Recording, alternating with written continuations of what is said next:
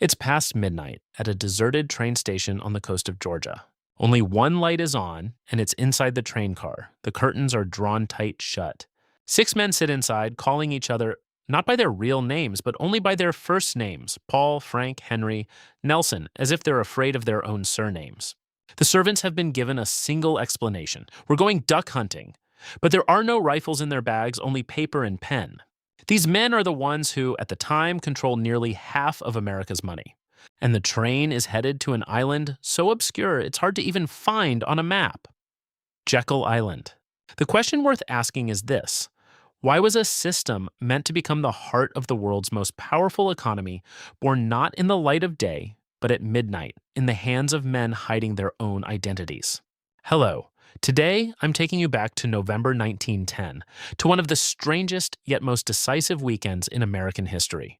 Our subject is the birth story of the Federal Reserve, America's central banking system. To understand this story, we first need to go back 3 years to 1907. That year, a massive panic hits New York banks are struggling under wave after wave of withdrawal requests. The stock market is collapsing, and people are lining up outside banks afraid of losing their savings. Imagine waking up one morning to find your bank has shut its doors, with everything you've saved locked inside. That's exactly what millions of Americans go through in 1907. At the time, the U.S. has nothing resembling a central bank in the modern sense. In other words, there's no official mechanism to stop a crisis or pump cash into the system. The person who actually saves the system isn't a government agency, it's the legendary banker of the era, J.P. Morgan.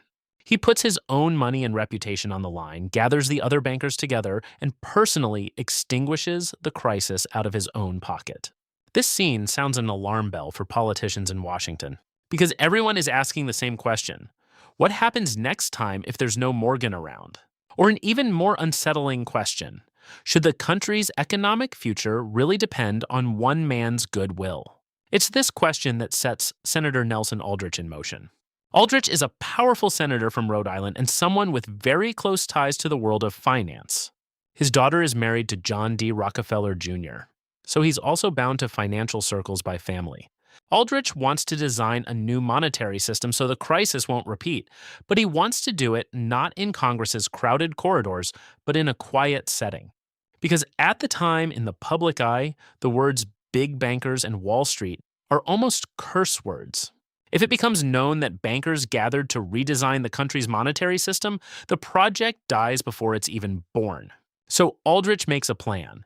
He'll take a handful of his most trusted people somewhere far from everyone's eyes, without anyone noticing. The chosen location is Jekyll Island off the coast of Georgia.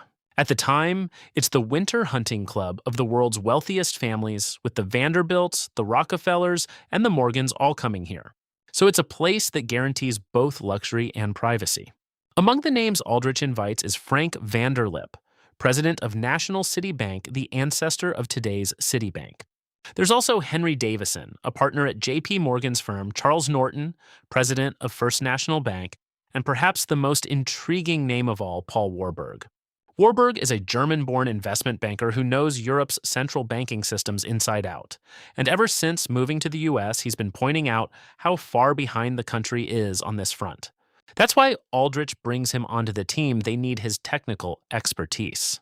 What's interesting is that, by his own account, when Warburg first arrived in America, he couldn't believe how fragile the banking system was. And seeing that mechanisms Europe had run for decades still didn't exist here left him genuinely shocked. Now let's get to how the secrecy actually worked, because I think this is the most human part of the story. Years later, in 1935, Frank Vanderlip gives an account to a magazine and describes those days. In his own words, if the press had found out what that meeting really was, the plan they drew up would never have made it through Congress.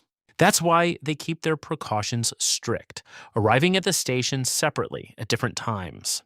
Boarding the train, they call each other only by first names, no surnames. Some of the attendees, along with the servants, dress in hunting gear and carry rifles so journalists won't grow suspicious.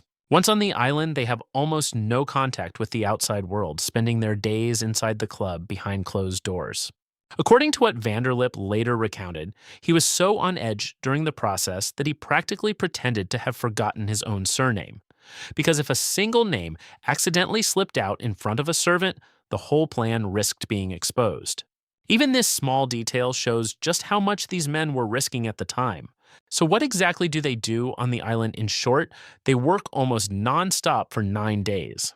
They rise early and argue at the table late into the night, with sharp disagreements breaking out among them from time to time.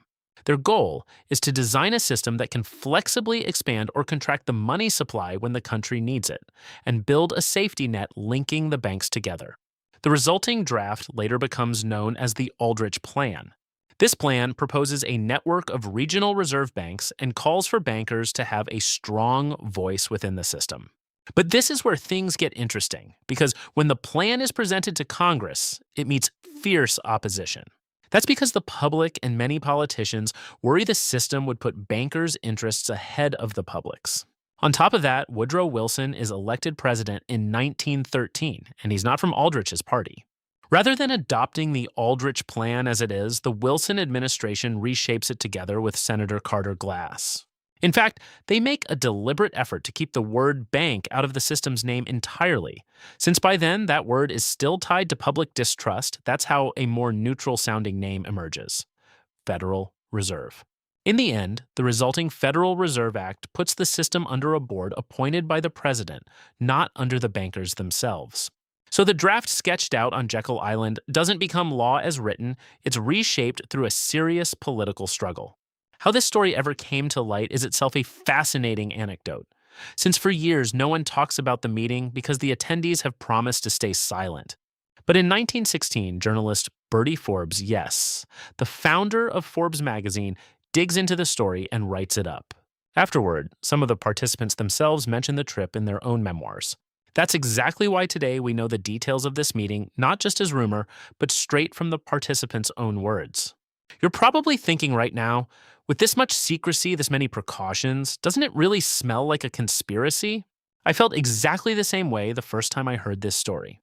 But when you look at the whole picture, what you're really looking at is a classic political tactic. The politicians and bankers of that era ran things in secret because they feared public backlash, not because they were plotting to run the world. What's most striking is that the draft written on Jekyll Island ends up changing almost beyond recognition because the democratic process steps in. So a story that starts in secrecy ends up being shaped by public debate and the fights inside Congress. Today, the Federal Reserve is one of the most talked about, most criticized, and most closely watched institutions in the world. And its interest rate decisions, its effect on the dollar, and its ripple effects on global markets are still at the top of the news cycle. But at the root of this massive institution lies that weekend when a group of men whispered first names to each other on a night train, dressed in hunting clothes, and slipped quietly onto a deserted island off the coast of Georgia. If you enjoy stories like this, don't forget to subscribe to the channel because there's a lot more to tell. So here's a question to leave you with. Do you think big decisions are made better out in the open or behind closed doors? Let's talk about it in the comments. See you in the next video.